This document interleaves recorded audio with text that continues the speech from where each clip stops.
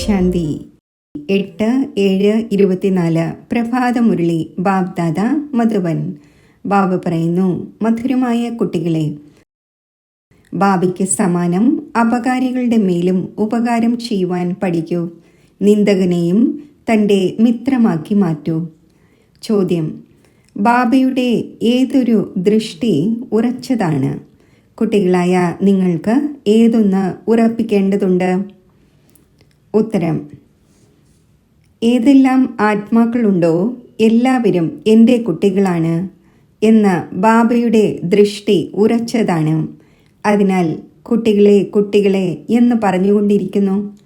നിങ്ങൾക്ക് ഒരിക്കലും ആരെയും കുട്ടികളെ കുട്ടികളെ എന്ന് വിളിക്കാനാകില്ല. നിങ്ങൾ ഈ ഒരു ദൃഷ്ടി ഉറപ്പിക്കണം: ഈ ആത്മാവ് എൻ്റെ സഹോദരനാണ്.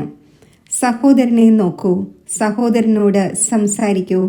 ഇതിലൂടെ ആത്മീയ സ്നേഹം നിലനിൽക്കും. ക്രിമിനൽ ചിന്തകൾ സമാപ്തമാകും. നിന്ദിക്കുന്നവർ പോലും മിത്രമായി മാറും. ഓം ശാന്തി. ആത്മീയ പിതാവിരുന്ന് മനസ്സിലാക്കിച്ചു തരുന്നു. ആത്മീയ പിതാവിൻ്റെ നാമം എന്താണ്? തീർച്ചയായും ശിവൻ എന്ന് പറയും. ആ ഒന്ന് സർവരുടെയും ആത്മീയ പിതാവാണ്. ആ ഒന്നിനെ തന്നെയാണ് ഭഗവാൻ എന്ന് പറയുന്നത്. കുട്ടികളായ നിങ്ങളിലുള്ളവരും നമ്പർ വൈസ് പുരുഷാർത്ഥം അനുസരിച്ചാണ് മനസ്സിലാക്കുന്നത്. ഇതിനെ ആകാശവാണി എന്ന് പറയുന്നു. ഇപ്പോൾ ആകാശവാണി ആരുടേതാണ് വരുന്നത്? ശിവബാബയുടെ. വായയെ ആകാശതത്വം എന്ന് പറയുന്നു. ആകാശതത്വത്തിൽ നിന്നാണ് എല്ലാ മനുഷ്യരുടെയും വാണി വരുന്നത്. ഏതെല്ലാം ആത്മാക്കളുണ്ടോ അവർ തൻ്റെ പിതാവിനെ മറന്നുപോയി. അനേകം പ്രകാരത്തിലുള്ള മഹിമ ചെയ്തുകൊണ്ടിരിക്കുന്നു. ഒന്നും അറിയുന്നില്ല. മഹിമയും ഇവിടെയാണ് ചെയ്യുന്നത്. സുഖത്തിൽ ആരും ബാബയെ ഓർമ്മിക്കുന്നില്ല. എല്ലാ കാമനകളും അവിടെ നിറവേറുന്നു. ഇവിടെയാണെങ്കിൽ കാമനകൾ ധാരാളമുണ്ട്. മഴ പെയ്യുന്നില്ലെങ്കിൽ യജ്ഞം രചിക്കുന്നു. സദാ യജ്ഞം നടത്തുന്നത് കൊണ്ടാണ് മഴ പെയ്യുന്നത് എന്നൊന്നുമല്ല. അങ്ങനെയല്ല. എവിടെയെങ്കിലും ഫാമിൻ ഉണ്ടാകുന്നുവെങ്കിൽ യജ്ഞം നടത്തുന്നു. എന്നാൽ യജ്ഞം നടത്തുന്നതിലൂടെ ഒന്നും നടക്കുന്നില്ല. ഇത് ഡ്രാമയാണ്. ആപത്തുകൾ ഏതെല്ലാം വരേണ്ടതുണ്ടോ അത് വന്നുകൊണ്ട് തന്നെ ഇരിക്കുന്നു. എത്ര അനേകം മനുഷ്യർ മരിക്കുന്നു. എത്ര മൃഗങ്ങളും മറ്റും മരിച്ചുകൊണ്ടിരിക്കുന്നു. മനുഷ്യർ എത്ര ദുഃഖിതരാകുന്നു. മഴയെ നിർത്തിക്കുന്നതിനും യജ്ഞമുണ്ടോ? പൂർണ്ണമായും കനത്ത മഴ പെയ്യുമ്പോൾ യജ്ഞം നടത്തുമോ? ഈ എല്ലാ കാര്യങ്ങളും ഇപ്പോൾ നിങ്ങൾ മനസ്സിലാക്കുന്നുണ്ട്. മറ്റെന്താ അറിയണം? ബാബ സ്വയം ഇരുന്ന് മനസ്സിലാക്കിച്ചു തരുന്നു. മനുഷ്യർ ബാബയുടെ മഹിമയും ചെയ്യുന്നു, അധിക്ഷേപവും ചെയ്യുന്നു. വണ്ടറാണ്. ബാബയുടെ അധിക്ഷേപം എപ്പോൾ മുതൽ ആരംഭിച്ചു? രാവണ രാജ്യം ആരംഭിച്ചത് മുതൽ. മുഖ്യമായ ഗ്ലാനി ഇതാണ്: ഈശ്വരനെ സർവവ്യാപി എന്ന് പറഞ്ഞു. ഇതിലൂടെ തന്നെയാണ് വീണുപോയത്. ആര് നമ്മെ നിന്ദിക്കുന്നുവോ അത് നമ്മുടെ മിത്രമാണ് എന്ന് മഹിമയുണ്ട്. ഇപ്പോൾ ഏറ്റവും അധികം ഗ്ലാനി ചെയ്തത് ആരാണ്? കുട്ടികളായ നിങ്ങൾ. ഇപ്പോൾ പിന്നെ മിത്രവും ആകുന്നു. പൊതുവെ മുഴുവൻ ലോകവും ഗ്ലാനി ചെയ്യുന്നു. അവരിലും നമ്പർ 1 നിങ്ങളാണ്. പിന്നെ നിങ്ങൾ തന്നെയാണ് മിത്രമാകുന്നത്. ഏറ്റവും സമീപത്തുള്ള മിത്രങ്ങൾ കുട്ടികളാണ്. പരിധിയില്ലാത്ത പിതാവ് പറയുന്നു, കുട്ടികളായ നിങ്ങൾ എൻ്റെ നിന്ദ ചെയ്തു. കുട്ടികളായ നിങ്ങൾ അപകാരിയുമാകുന്നു. ഡ്രാമ എങ്ങനെ ഉണ്ടാക്കപ്പെട്ടതാണ്? ഇത് വിചാരസാഗര മഥനം ചെയ്യേണ്ട കാര്യങ്ങളാണ്. വിചാരസാഗരം മഥനം ചെയ്യുന്നതിൻ്റെ എത്ര അർത്ഥങ്ങളാണ് പുറത്തു വരുന്നത്? ആർക്കും മനസ്സിലാക്കാൻ സാധിക്കുന്നില്ല. ബാബ പറയുന്നു, കുട്ടികളായ നിങ്ങൾ പഠിച്ച് ഉപകാരം ചെയ്യുന്നു. യഥാ യഥാഹി എന്ന് പാടപ്പെട്ടിട്ടുമുണ്ട്. ഭാരതത്തിൻ്റെ കാര്യമാണ്. നോക്കൂ എങ്ങനെയുള്ള കളിയാണെന്ന്. ശിവജയന്തി അഥവാ ശിവരാത്രിയും ആഘോഷിക്കുന്നു. വാസ്തവത്തിൽ അവതാരം ഒന്നാണ്. അവതാരത്തെയും കല്ലിലും മൺകട്ടയിലുമുണ്ട് എന്ന് പറഞ്ഞിരിക്കുന്നു. ബാബ പരാതി പറയുകയാണ്. ഗീത പഠിക്കുന്നവർ ശ്ലോകം പഠിക്കുന്നു. പക്ഷേ നമുക്കറിയില്ല എന്ന് പറയുന്നു. നിങ്ങൾ തന്നെയാണ് പ്രിയത്തിലും പ്രിയമായ കുട്ടികൾ. ആരോട് സംസാരിച്ചാലും കുട്ടികളെ കുട്ടികളെ എന്ന് തന്നെ പറഞ്ഞുകൊണ്ടിരിക്കും. ബാബയുടെ ആ ദൃഷ്ടി ഉറച്ചതായിരിക്കുകയാണ്. എല്ലാ ആത്മാക്കളും എൻ്റെ കുട്ടികളാണ്. നിങ്ങൾക്കിടയിൽ കുട്ടി എന്ന വാക്ക് വായിൽ നിന്ന് വരുന്ന ഒരാൾ പോലും ഉണ്ടായിരിക്കില്ല. ഒരാൾ എന്ത് പദവിയുള്ള ആളാണെന്നും എന്താണെന്നും അറിയുന്നുണ്ട്. എല്ലാം ആത്മാക്കളാണ്. ഇതും ഡ്രാമയിൽ ഉണ്ടാക്കപ്പെട്ടതാണ്. അതിനാൽ യാതൊരു സങ്കടമോ സന്തോഷമോ ഉണ്ടാകുന്നില്ല. എല്ലാം എൻ്റെ കുട്ടികളാണ്.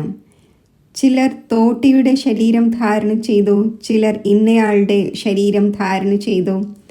കുട്ടികളെ കുട്ടികളെ എന്ന് വിളിക്കുന്നതിൻ്റെ ശീലം ഉണ്ടായിരിക്കുകയാണ്. ബാബയുടെ ദൃഷ്ടിയിൽ എല്ലാം ആത്മാക്കളാണ്. അവരിലും ദരിദ്രർ വളരെ നല്ലതായി തോന്നുന്നു. കാരണം ഡ്രാമയനുസരിച്ച് അവർ വളരെയധികം ഗ്ലാനി ചെയ്തിരിക്കുകയാണ്. ഇപ്പോൾ വീണ്ടും എൻ്റെ അടുക്കൽ വന്നിരിക്കുന്നു. ഒരിക്കലും ഗ്ലാനി ചെയ്യപ്പെടാത്ത ഈ ലക്ഷ്മി നാരായണൻ മാത്രമേ ഉള്ളൂ. ശ്രീകൃഷ്ണൻ്റെയും വളരെയധികം ഗ്ലാനി ചെയ്തിരിക്കുന്നു. വണ്ടറാണല്ലോ. ശ്രീകൃഷ്ണൻ തന്നെ മുതിർന്നതായപ്പോൾ ആ ഒന്നിൻ്റെ ഗ്ലാനിയില്ല. ഈ ജ്ഞാനം എത്ര വിചിത്രമാണ്. ഇങ്ങനെയുള്ള ഗൂഹ്യ കാര്യങ്ങൾ ആർക്കും മനസ്സിലാക്കാൻ സാധിക്കില്ല. ഇതിൽ സ്വർണത്തിൻ്റെ പാത്രം ആവശ്യമാണ്. അത് ഓർമ്മയുടെ യാത്രയിലൂടെ മാത്രമേ ആവുകയുള്ളൂ. ഇവിടെ ഇരിക്കുമ്പോഴും യഥാർത്ഥമായി ഓർമ്മിക്കുന്നില്ല. നമ്മൾ ചെറിയൊരു ആത്മാവാണ്. ഓർമ്മിക്കേണ്ടത് ബുദ്ധി കൊണ്ടാണ് എന്ന് മനസ്സിലാക്കുന്നില്ല. ഇത് ബുദ്ധിയിൽ വരുന്നില്ല. ചെറിയൊരു ആത്മാവിന് അത് നമ്മുടെ പിതാവുമാണ്, ടീച്ചറുമാണ് എന്നത് ബുദ്ധിയിൽ വരുന്നത് അസംഭവ്യമാകുന്നു. ബാബ ബാബ എന്ന് പറയുന്നു. ദുഃഖത്തിൽ എല്ലാവരും സ്മരിക്കുന്നു. ഭഗവാൻ വാച്ച ഉണ്ടല്ലോ. ദുഃഖത്തിൽ എല്ലാവരും ഓർമ്മിക്കുന്നു, സുഖത്തിൽ ആരും ഓർമ്മിക്കുന്നില്ല. ഓർമ്മിക്കേണ്ട ആവശ്യമേയില്ല. ഇവിടെയാണെങ്കിൽ ഇത്രയും ദുഃഖവും ആപത്തുകളും മറ്റും വരുന്നു. ഹേ ഭഗവാനെ, ദയ കാണിക്കൂ, കൃപ കാണിക്കൂ എന്ന് ഓർമ്മിക്കുന്നു. ഇപ്പോഴും കുട്ടികളായി മാറിയാൽ പോലും എഴുതുന്നു, കൃപ കാണിക്കൂ, ശക്തി നൽകൂ, ദയ കാണിക്കൂ. ബാബ എഴുതുന്നു, ശക്തി സ്വയമേ യോഗബലത്തിലൂടെ നേടൂ. സ്വയം തൻ്റെ മേൽ കൃപയും ദയയും സ്വയമേ കാണിക്കൂ. സ്വയം തനിക്ക് തന്നെ രാജതിലകം നൽകൂ. എങ്ങനെ നൽകാൻ സാധിക്കും എന്ന യുക്തി പറഞ്ഞു തരുന്നു. ടീച്ചർ പഠിക്കാനുള്ള യുക്തി പറഞ്ഞു തരുന്നു. സ്റ്റുഡൻറ്റിൻ്റെ ജോലിയാണ് പഠിക്കുക, ഡയറക്ഷൻ അനുസരിച്ച് നടക്കുക എന്നത്. ടീച്ചർ കൃപയോ ആശീർവാദമോ നൽകാൻ തക്കവണ്ണം ഗുരു ഒന്നുമല്ല. ആര് നല്ല കുട്ടികളായിരിക്കുമോ അവർ ഓടും. ഓരോരുത്തരും സ്വതന്ത്രമാണ്. എത്ര ഓട്ടം ഓടണമോ അത്രയും ഓടാം. ഓർമ്മയുടെ യാത്ര തന്നെയാണ് ഓട്ടം. ഓരോരോ ആത്മാവും ഇൻഡിപെൻഡൻ്റ് ആണ്.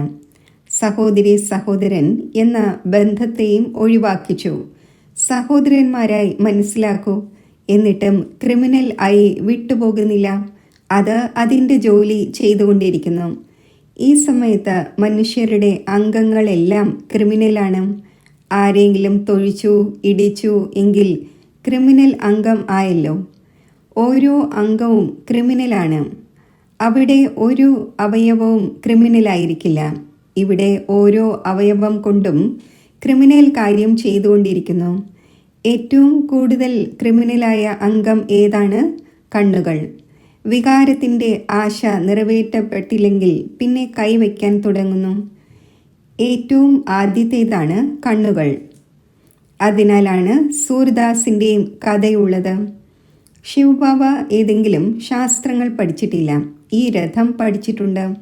ശിവബാബയെ ജ്ഞാനത്തിൻ്റെ സാഗരം എന്ന് പറയുന്നു. ശിവബാബ ഏതെങ്കിലും പുസ്തകം എടുക്കുന്നില്ല എന്നത് നിങ്ങൾ മനസ്സിലാക്കുന്നുണ്ട്. ഞാൻ നോളജ്ഫുൾ ആകുന്നു, ബീജരൂപമാകുന്നു. ഇത് സൃഷ്ടിയാകുന്ന വൃക്ഷമാണ്. അതിൻ്റെ രചയിതാവാണ് ബാബ, ബീജമാണ്. ബാബ മനസ്സിലാക്കിച്ചു തരുന്നു, എൻ്റെ നിവാസസ്ഥാനം മൂലവതനത്തിലാണ്. ഇപ്പോൾ ഞാൻ ഈ ശരീരത്തിൽ വിരാജിതനാണ്. ഞാൻ ഈ മനുഷ്യ സൃഷ്ടിയുടെ ബീജരൂപമാണ് എന്ന് മറ്റാർക്കും പറയാൻ സാധിക്കില്ല. ഞാൻ പരംപിത പരമാത്മാവാണ് എന്ന് മറ്റാർക്കും പറയാൻ സാധിക്കില്ല. നല്ല സെൻസിബിളായ ആരോടെങ്കിലും ഈശ്വരൻ സർവവ്യാപിയാണ് എന്ന് പറഞ്ഞാൽ ഉടൻ ചോദിക്കും, നിങ്ങളും ഈശ്വരനാണോ? നിങ്ങളും അള്ളാഹുവും സായിയുമാണോ? ആവുക സാധ്യമല്ല. എന്നാൽ ഈ സമയത്ത് ആരും സെൻസിബിൾ അല്ല. അള്ളാഹുവിനെ കുറിച്ചും അറിയില്ല. സ്വയമേ അള്ളാഹുവാണ് എന്ന് പറയുന്നു. അവരും ഇംഗ്ലീഷിൽ ഓംനി പ്രസന്റ് എന്ന് പറയുന്നു. അർത്ഥം മനസ്സിലാക്കിയിരുന്നെങ്കിൽ ഒരിക്കലും പറയുമായിരുന്നില്ല. കുട്ടികൾ ഇപ്പോൾ അറിയുന്നുണ്ട്, ശിവ് ബാബയുടെ ജയന്തി തന്നെയാണ് പുതിയ വിശ്വത്തിൻ്റെ ജയന്തി. അതിൽ പവിത്രത, സുഖം, ശാന്തി സർവ്വതും ഉൾപ്പെടുന്നു. ശിവജയന്തി തന്നെയാണ് ശ്രീകൃഷ്ണ ജയന്തി. അത് തന്നെയാണ് ദസറ ജയന്തി. ശിവജയന്തി തന്നെയാണ് ദീപമാല ജയന്തി. ശിവജയന്തി തന്നെയാണ് സ്വർഗ ജയന്തി. എല്ലാ ജയന്തികളും ഉൾപ്പെടുന്നു.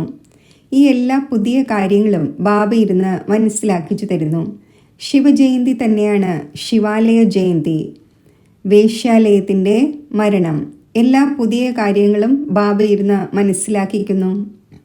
ശിവജയന്തി തന്നെയാണ് പുതിയ വിശ്വത്തിൻ്റെ ജയന്തി. വിശ്വത്തിൽ ശാന്തി ഉണ്ടാകണം എന്ന് ആഗ്രഹിക്കുന്നുവല്ലോ. നിങ്ങൾ എത്ര നല്ല രീതിയിൽ മനസ്സിലാക്കിച്ചു കൊടുക്കുന്നു. ഉണരുന്നതേയില്ല. അജ്ഞാന അന്ധകാരത്തിൽ ഉറങ്ങിക്കിടക്കുകയാണല്ലോ. ഭക്തി ചെയ്ത് പടികൾ താഴെ ഇറങ്ങി വരുന്നു. ബാബ പറയുന്നു, ഞാൻ വന്ന് സർവരുടെയും സദ്ഗതി ചെയ്യുന്നു. സ്വർഗത്തിൻ്റെയും നരകത്തിൻ്റെയും രഹസ്യം കുട്ടികളായ നിങ്ങൾക്ക് ബാബ മനസ്സിലാക്കിച്ചു തരുന്നു. നിങ്ങളെ ഗ്ലാനി ചെയ്യുന്ന പത്രങ്ങൾ ഏതാണോ അവർക്ക് എഴുതണം, നമ്മളെ ആര് നിന്ദിക്കുന്നോ അവർ നമ്മുടെ മിത്രങ്ങളാണ്. നിങ്ങളുടെയും സദ്ഗതി നമ്മൾ തീർച്ചയായും ചെയ്യും. എത്ര വേണമോ അത്രയും അധിക്ഷേപിച്ചുകൊള്ളൂ. ഈശ്വരൻ്റെ ഗ്ലാനിയാണ് ചെയ്യുന്നത്. നമ്മുടേത് ചെയ്തെങ്കിൽ പൊയ്ക്കോട്ടെ. നിങ്ങളുടെ സദ്ഗതി നമ്മൾ തീർച്ചയായും ചെയ്യും. ആഗ്രഹിച്ചില്ലെങ്കിൽ പോലും മൂക്കിന് പിടികൂടി കൊണ്ടുപോകും. ഭയപ്പെടേണ്ട കാര്യമൊന്നുമില്ല. എന്തെല്ലാം ചെയ്യുന്നുവോ കഴിഞ്ഞ കൽപ്പത്തിലും ചെയ്തിട്ടുണ്ട്. നമ്മൾ സർവരുടെയും മംഗളം സദ്ഗതി ചെയ്യും. നല്ല രീതിയിൽ മനസ്സിലാക്കിച്ചു കൊടുക്കണം. അബലകളുടെ മേൽ അത്യാചാരം കഴിഞ്ഞ കൽപ്പത്തിലും നടന്നിരുന്നു. ഇത് കുട്ടികൾ മറന്നു പോകുന്നു. ബാബ പറയുന്നു, പരിധിയില്ലാത്ത കുട്ടികളെ എല്ലാവരും എൻ്റെ ഗ്ലാനി ചെയ്യുന്നു. ഏറ്റവും പ്രിയപ്പെട്ട മിത്രങ്ങളായി തോന്നുന്നത് കുട്ടികളെ തന്നെയാണ്. കുട്ടികളാണെങ്കിൽ പുഷ്പമാകുന്നു. കുട്ടികളെ മാതാപിതാക്കൾ ചുംബിക്കുന്നു, ശിരസിൽ കയറ്റുന്നു, അവരുടെ സേവനം ചെയ്യുന്നു. ബാബയും കുട്ടികളായ നിങ്ങളുടെ സേവനം ചെയ്യുന്നു. ഇപ്പോൾ നിങ്ങൾക്ക് ഈ നോളജ് ലഭിച്ചിരിക്കുകയാണ്. അത് നിങ്ങൾ കൂടെ കൊണ്ടുപോകുന്നു. ആരെ എടുക്കുന്നില്ലയോ അവർക്കും ഡ്രാമയിൽ പാർട്ടുണ്ട്. അതേ പാർട്ട് അഭിനയിക്കും. കണക്കുകൾ സമാപ്തമാക്കി വീട്ടിലേക്ക് പോകുന്നു. സ്വർഗം കാണുവാൻ സാധിക്കില്ല. എല്ലാവരും സ്വർഗം കാണുകയില്ല. ഈ ഡ്രാമ ഉണ്ടാക്കപ്പെട്ടതാണ്. പാപം വളരെയധികം ചെയ്യുന്നു. വരുന്നതും വൈകിയായിരിക്കും. തമോ പ്രധാനമായവർ വളരെ വൈകി വരും. ഈ രഹസ്യവും വളരെ നന്നായി മനസ്സിലാക്കേണ്ട ഒന്നാണ്. നല്ല നല്ല മഹാരഥികളായ കുട്ടികളിലും ഗ്രഹപ്പിഴവുണ്ടാകുന്നു. അപ്പോൾ പെട്ടെന്ന് ദേഷ്യം വരുന്നു. പിന്നെ കത്തുപോലും എഴുതുന്നില്ല. ബാബയും പറയുന്നു, അവർക്കുള്ള മുരളി നിർത്തലാക്കൂ.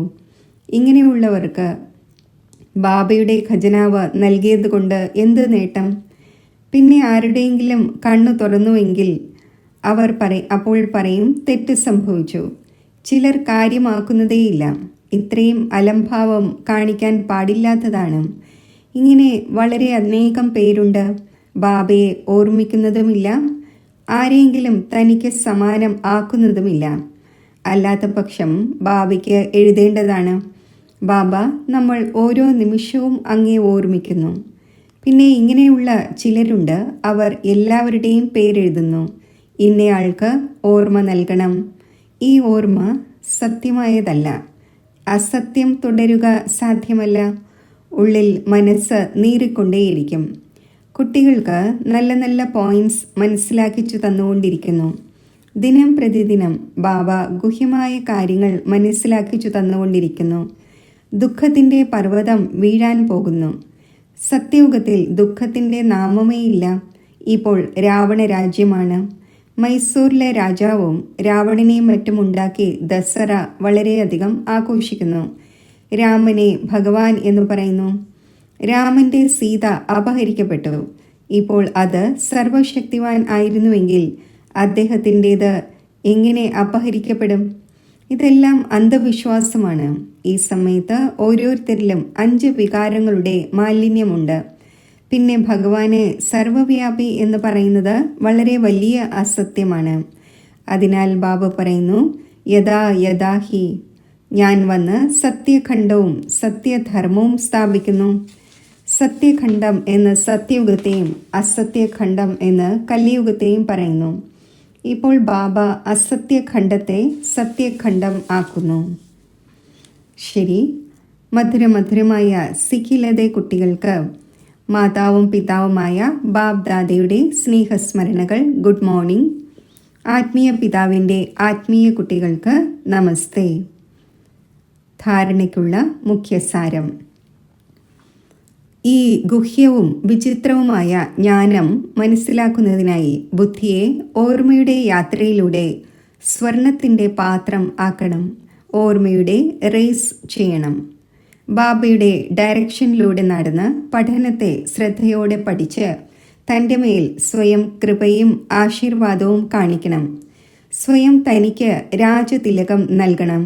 നിന്ദകനെ തൻ്റെ മിത്രമായി മനസ്സിലാക്കി അവരുടെയും സദ്ഗതി ചെയ്യണം. വരദാനം. മുകളിൽ നിന്നും അവതരിച്ച് അവതാരമായി സേവനം ചെയ്യുന്ന സാക്ഷാത്കാര മൂർത്തിയായി ഭവിക്കട്ടെ. ഇതുപോലെ ബാബ സേവനത്തിനു വേണ്ടി വദനത്തിൽ നിന്നും താഴെ വരുന്നു. അതേപോലെ നമ്മളും സേവനത്തിനു വേണ്ടി വദനത്തിൽ നിന്നും വന്നിരിക്കുകയാണ്. ഇങ്ങനെ അനുഭവം ചെയ്ത് സേവനം ചെയ്യൂ. അപ്പോൾ സദാ വേറിട്ടവരും ബാബയ്ക്ക് സമാനം വിശ്വത്തിന് പ്രിയപ്പെട്ടവരും ആയി മാറും. മുകളിൽ നിന്നും താഴേക്ക് വരിക എന്നാൽ അവതാരമായി അവതരിച്ച് സേവനം ചെയ്യുക. അവതാരം വന്നെങ്കിൽ നമ്മളെ കൂടെ കൊണ്ടുപോയെങ്കിൽ എന്ന് എല്ലാവരും ആഗ്രഹിക്കുന്നു. എല്ലാവരെയും മുക്തിധാമത്തിലേക്ക് കൊണ്ടുപോകുന്ന സത്യമായ അവതാരം നിങ്ങളാണ്. എപ്പോഴാണോ അവതാരമായി മനസ്സിലാക്കി സേവനം ചെയ്യുന്നത്, അപ്പോൾ സാക്ഷാത്കാരമൂർത്തിയാകും. അനേകരുടെ ഇച്ഛകൾ പൂർത്തിയാകും. സ്ലോഗൻ. താങ്കൾക്ക് ആരെങ്കിലും നല്ലതോ മോശമായതോ നൽകിയാലും താങ്കൾ സർവർക്കും സ്നേഹം നൽകൂ, സഹയോഗം നൽകൂ, ദയ കാണിക്കൂ. ഓം ശാന്തി. ഹൃദയേശ്വരനായ ബാബയുടെ ഓർമ്മയിൽ മഗ്നമാകുമ്പോൾ പവിത്രമായ പരമാത്മാ സ്നേഹത്തിൻ്റെ ആഴങ്ങളിലെത്തിച്ചേർന്ന് അനുഭവമായ സുഖശാന്തിയുടെ ദിവ്യ അനുഭൂതിയിൽ ഞാൻ ആത്മാവ് ലയിച്ചിരിക്കുകയാണ്. സുഖശാന്തിയുടെ ഒരു തുള്ളിക്ക് വേണ്ടി ദാഹിക്കുന്ന വിശ്വത്തിലെ ദുഃഖിതരായ ആത്മാക്കൾ, ഹേ സുഖദേവ, ഹേ ശാന്തി ദേവ, സുഖത്തിൻ്റെ ശാന്തിയുടെ ഒരു തുള്ളിയെങ്കിലും ഞങ്ങൾക്ക് തരൂ എന്ന് വിളിക്കുന്നു. പവിത്രമായ പരമാത്മാ സ്നേഹത്തിൻ്റെ ദിവ്യ അനുഭൂതിയിൽ സ്ഥിതി ചെയ്തുകൊണ്ട് ഞാൻ സുഖശാന്തിയുടെ കിരണങ്ങൾ വിശ്വത്തിലേക്ക് വ്യാപിപ്പിക്കുകയാണ്. സുഖശാന്തിയുടെ ഈ അമൃത കിരണങ്ങൾ ആ ദുഃഖിതരായ ആത്മാക്കളിലേക്ക് എത്തിച്ചേരട്ടെ. ഈ അമൃത കിരണങ്ങൾ ആ ദുഃഖിതരായ ആത്മാക്കളെ സ്പർശിക്കും. അവരെ ദുഃഖങ്ങളിൽ നിന്നും മുക്തമാക്കട്ടെ. സുഖശാന്തിയുടെ ഈ അമൃത കിരണങ്ങൾ പ്രാപ്തമാക്കി അവർ സന്തോഷമുള്ളവരായി തീരട്ടെ.